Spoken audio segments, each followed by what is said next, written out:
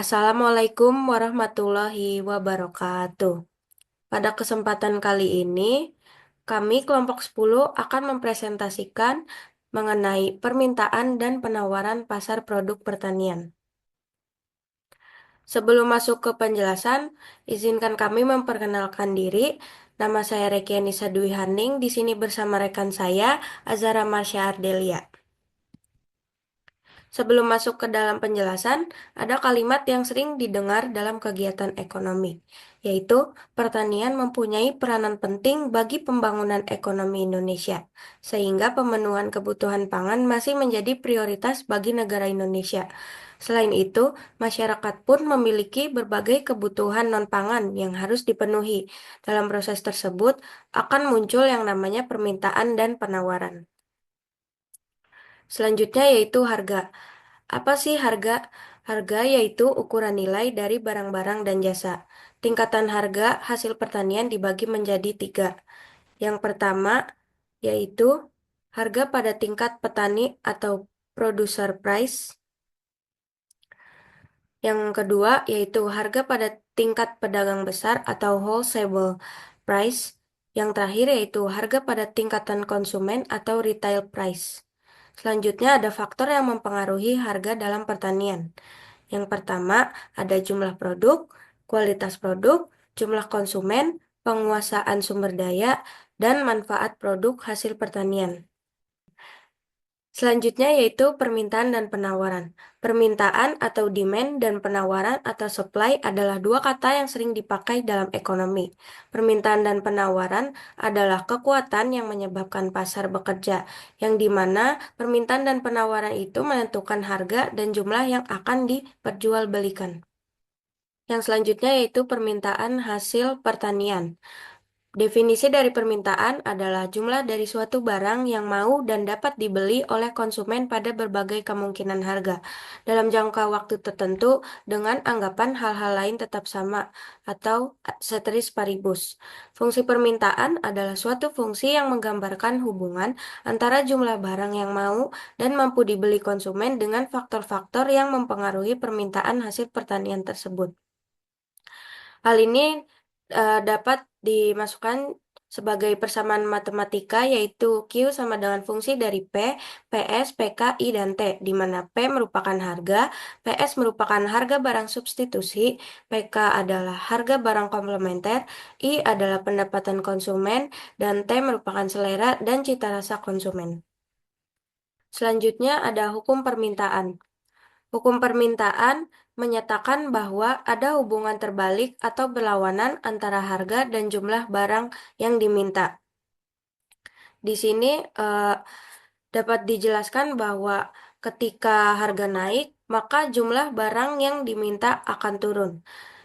Dan sebaliknya, ketika harga turun, jumlah barang yang diminta akan naik.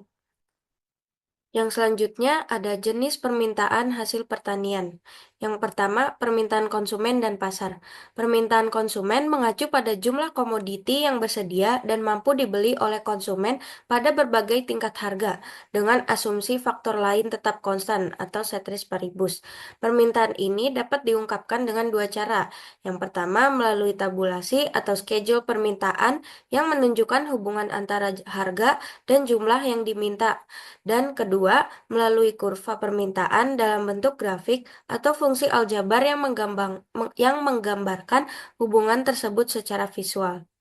Permintaan pasar merupakan generalisasi dari permintaan konsumen yang mencakup seluruh permintaan dari konsumen di pasar pada berbagai tingkat harga atau ceteris paribus. Dengan kata lain, permintaan pasar adalah penjumlahan dari permintaan konsumen individu yang ada di pasar.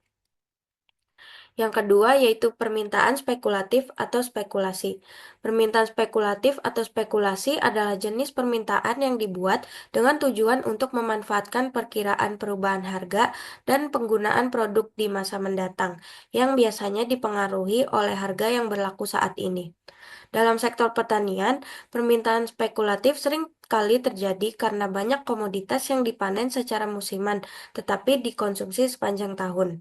Praktik penimbunan merupakan contoh permintaan spekulatif, di mana penimbun menyimpan komoditas untuk memenuhi kebutuhan di masa depan, terutama saat kelangkaan terjadi, dengan harapan harga akan naik sehingga dapat meraih keuntungan besar. Yang selanjutnya, faktor yang mempengaruhi permintaan. Yang pertama, ada harga barang itu sendiri. Harga barang itu sendiri mempengaruhi jumlah permintaan untuk hampir semua barang seperti barang inferior, barang normal, dan barang mewah selain given goods. Hubungan antara harga barang dan jumlah permintaan digambarkan mengikuti hukum permintaan yang sudah dijelaskan sebelumnya. Yang kedua, ada harga barang lain. Yang pertama yaitu barang pengganti atau barang substitusi. Untuk dua barang yang mempunyai hubungan saling menggantikan, jika harga barang yang dimaksud mengalami kenaikan, maka jumlah yang diminta akan barang pengganti justru akan meningkat. Misalnya kopi dan teh. Yang kedua ada barang pelengkap atau barang komplementer. Untuk dua barang yang mempunyai hubungan saling melengkapi, naiknya harga barang yang satu akan mengurangi permintaan terhadap barang lainnya. Contohnya yaitu gula dan kopi. Yang ketiga ada pendapatan konsumen. Untuk barang normal dan mewah, kenaikan pendapatan konsumen akan meningkatkan jumlah permintaan barang. Selanjutnya, jumlah penduduk. Pertambahan jumlah penduduk berarti juga bertambahnya jumlah konsumen, sehingga menyebabkan permintaan akan barang meningkat. Yang kelima ada cita rasa dan selera konsumen. Bila cita rasa dan selera konsumen naik, maka jumlah permintaannya juga akan naik. Selanjutnya yaitu musim. Perubahan musim dapat memengaruhi kebutuhan dan preferensi konsumen terhadap berbagai barang dan jasa. Selanjutnya ada harapan atau pandangan tentang masa yang akan datang. Harapan tentang masa yang akan datang itu dapat menyebabkan perubahan-perubahan mendadak dalam permintaan konsumen. Lalu selanjutnya yaitu elastisitas. Elastisitas atau perubahan tingkat pendapatan dan tingkat harga dari suatu barang akan mempengaruhi besar kecilnya jumlah permintaan. Faktor-faktor yang diukur biasanya yaitu yang pertama ada harga atau elastisitas permintaan terhadap harga, yaitu dengan mengukur seberapa besar jumlah barang yang diminta, berubah jika harga barang tersebut berubah. Yang kedua yaitu harga barang lain atau elastisitas permintaan harga silang, yaitu dengan mengukur bagaimana perubahan harga suatu barang mempengaruhi jumlah permintaan barang lain yang terkait.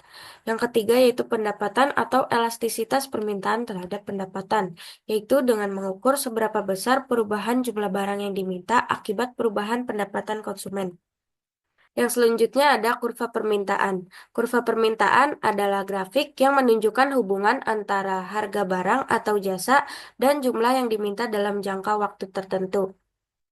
Nah, di sini dalam grafik dapat dilihat bahwa kurva permintaan bergerak turun dari atas ke bawah, yang dimana maksudnya adalah ketika harga tersebut naik, maka jumlah barang yang diminta turun. Sebaliknya, yaitu ketika harga barang turun, maka jumlah barang yang diminta akan naik. Yang selanjutnya ada 3 alasan mengapa jumlah yang mau dibeli berkurang bila harga barang itu naik. Yang pertama yaitu pengaruh pendapatan atau income effect. Pengaruh pendapatan itu maksudnya adalah ketika harga suatu barang naik, maka dengan jumlah penghasilan yang sama, konsumen tersebut terpaksa hanya dapat membeli barang lebih sedikit. Nah, yang selanjutnya yaitu pengaruh substitusi atau substitution effect. Maksudnya yaitu jika harga suatu barang naik, maka orang akan mencari barang lain yang fungsinya sama, tetapi harganya lebih murah. Dan yang terakhir yaitu nilai subjektif atau marginal utility. Maksudnya adalah ketika makin banyak barang yang memiliki fungsi sama yang dimiliki, maka semakin rendah penghargaan orang terhadap barang tersebut. Selanjutnya ada situasi di mana kurva permintaan yang umumnya menurun dari kiri ke kanan bawah di atas tidak berlaku. Yang pertama yaitu ada barang given atau given goods, di mana barang given umumnya adalah barang-barang kebutuhan pokok yang tidak memiliki pengganti mudah seperti beras, atau roti di negara-negara miskin. Ketika harga barang ini naik, pendapatan real konsumen menurun yang menyebabkan mereka membeli lebih banyak barang tersebut karena mereka mengurangi pembelian barang lain yang lebih mahal. Yang kedua yaitu barang Veblen atau Veblen goods. Barang Veblen adalah barang yang permintaannya meningkat dengan harga yang lebih tinggi karena barang tersebut dianggap sebagai simbol status atau kemewahan. Yang ketiga yaitu ada efek ekspektasi atau expectation effect, di mana efek ekspektasi terjadi ketika konsumen mengubah pola pembelian mereka berdasarkan prediksi mereka terhadap harga di masa depan. Misalnya, jika konsumen mengharapkan harga barang akan naik di masa depan, mereka mungkin akan membeli lebih banyak barang tersebut saat ini, meskipun harga barang tersebut sudah tinggi. Yang selanjutnya yaitu ada penawaran hasil pertanian. Penawaran suplai mempunyai arti jumlah barang tertentu yang siap dijual oleh produsen pada berbagai tingkat harga dalam periode waktu tertentu dengan asumsi ceteris paribus. Fungsi penawaran adalah suatu fungsi yang menggambarkan antara jumlah barang yang ditawarkan dengan faktor-faktor yang mempengaruhi. Next. Hukum penawaran. Hukum penawaran menyatakan bahwa terdapat hubungan positif searah antara harga dan jumlah yang ditawarkan. Artinya, ketika harga suatu barang meningkat, produsen akan cenderung menawarkan lebih banyak barang ke pasar karena mereka dapat memperoleh keuntungan yang lebih besar. Begitupun sebaliknya. Boleh di next? Selanjutnya itu ada faktor yang mempengaruhi permintaan. Yang pertama yaitu harga barang itu sendiri. Jika harga barang naik, maka kuantitas yang ditawarkan akan barang tersebut bertambah. Begitupun sebaliknya, ada hubungan positif antara jumlah yang ditawarkan dengan harga barang. Yang kedua yaitu jumlah produsen di pasar. Jika jumlah produsen bertambah banyak, maka penawaran total juga akan bertambah pada tingkat yang berlaku. Boleh di next? Yang ketiga yaitu ada harga faktor produksi. Bila harga input naik, maka jumlah yang ditawarkan akan turun dan sebaliknya bila harga input turun, maka jumlah yang barang yang akan ditawarkan akan naik. Yang keempat ada teknologi produksi. Kemajuan dalam teknologi produksi meningkatkan efisiensi dalam proses pembuatan barang jika tersedia teknologi yang lebih canggih. Bila tersedia teknologi yang semakin maju atau canggih akan meningkatkan jumlah penawaran. Di dalam permintaan teknologi bisa berupa teknologi fisik atau mekanis, kimia, biologi, dan lain-lain. Yang kelima yaitu elastisitas produksi. Perubahan besar elastisitas mempengaruhi besaran penawaran. Jika elastisitas produksi tinggi, produsen dapat dengan mudah menyesuaikan jumlah barang yang ditawarkan berdasarkan perubahan dalam input atau harga. Begitupun sebaliknya. Boleh di next?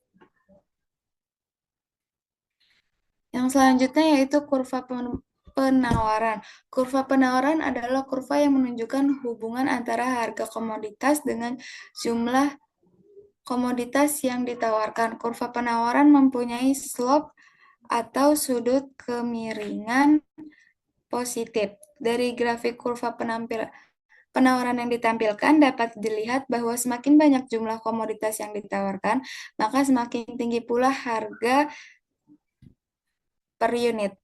Boleh di next? Selanjutnya itu keseimbangan pasar dan perubahan harga. Keseimbangan pasar terjadi bila jumlah permintaan sama dengan jumlah penawaran.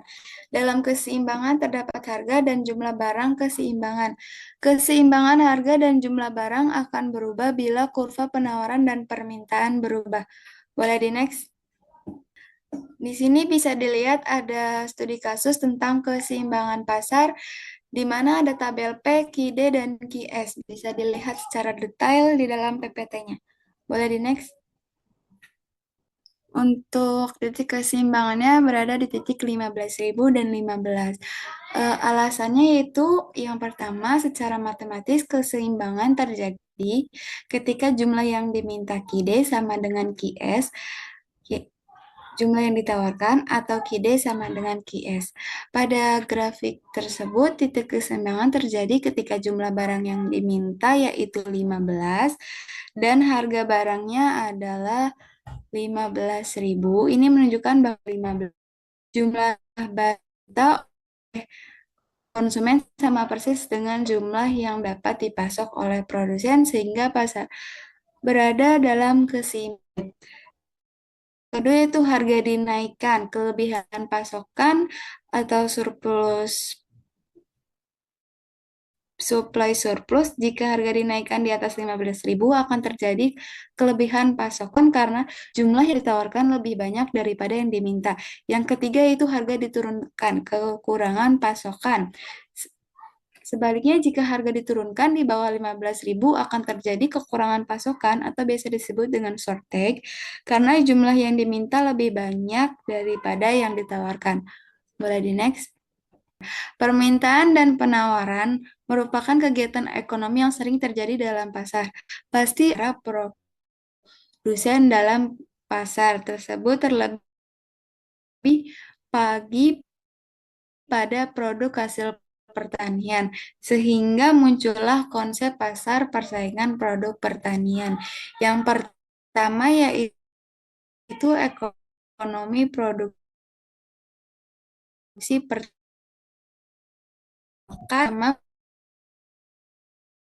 untuk memaksimalkan keuntungan mereka. Keuntungan ini diperoleh dengan cara memproduksi hasil pertanian yang dapat dijual dengan harga yang menguntungkan sambil minimalkan biaya produksi. Yang kedua yaitu ada pilihan output atau hasil pertanian yang diproduksi. Produsen pertanian dihadapkan pada berbagai pilihan tentang jenis hasil pertanian yang akan diproduksi. Mereka harus memilih jenis komoditas yang paling menguntungkan berdasarkan permintaan pasar, biaya produksi, serta faktor-faktor lain seperti ketersediaan sumber daya alam dan kemampuan teknologi yang ada.